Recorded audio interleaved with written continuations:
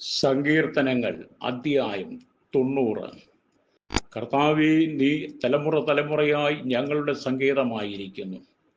പർവ്വതങ്ങൾ ഉണ്ടായതിനും നീ ഭൂമിയെയും ഭൂമണ്ഡലത്തെയും നിർമ്മിച്ചതിനും മുമ്പേ നീ അനാദിയായും ശാശ്വതമായും ദൈവമാകുന്നു.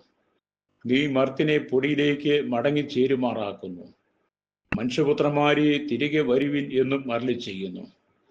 1000 സംവത്സരം നിന്റെ ദൃഷ്ടിയിൽ ഇന്നലെ കഴിഞ്ഞുപോയ ദിവസം പോലെയും രാത്രിയിലെ ഒരു യാമം പോലെയും മാത്രം ഇരിക്കുന്നു. നീ അവരെ ഒഴുക്കിക്കളയുന്നു. അവർ ഉറക്കം പോലെ എത്രേ.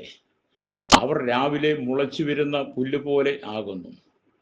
അത് രാവിലെ തഴച്ചു വളരുന്നു, വൈകുന്നേരം അത് അരിഞ്ഞു വാടിപ്പോകുന്നു. ഞങ്ങൾ നിന്റെ കോപത്താൽ ക്ഷയിച്ചും നിന്റെ ക്രോധത്താൽ ഭ്രമിച്ചും പോകുന്നു. നീ ഞങ്ങളുടെ അകൃത്യങ്ങളെ നിന്റെ മുമ്പിലും ഞങ്ങളുടെ രഹസ്യപാപങ്ങളെ നിന്റെ മുഖപ്രകാശത്തിലും വെച്ചിരിക്കുന്നു. ഞങ്ങളുടെ നാളുകൾക്കെയും നിന്റെ ക്രോധത്തിൽ കഴിഞ്ഞു പോയി.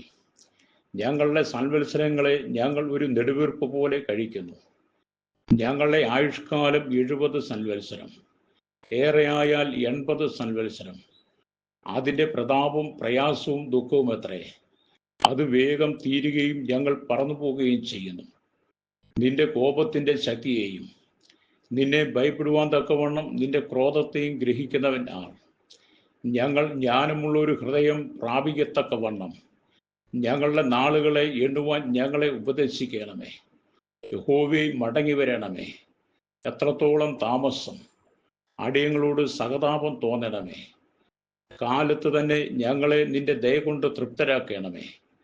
എന്നാൽ ഞങ്ങളുടെ ആയുഷ്കാലമൊക്കെയും ഞങ്ങൾ ഘോഷിച്ചാനന്ദിക്കും.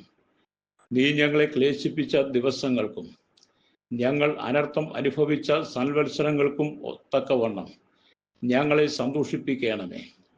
നിന്റെ ദാസന്മാർക്ക് നിന്റെ പ്രവൃത്തിയും അവരുടെ മക്കൾക്ക് നിന്റെ മഹത്വവും വെളിപ്പെടുമാറാകട്ടെ.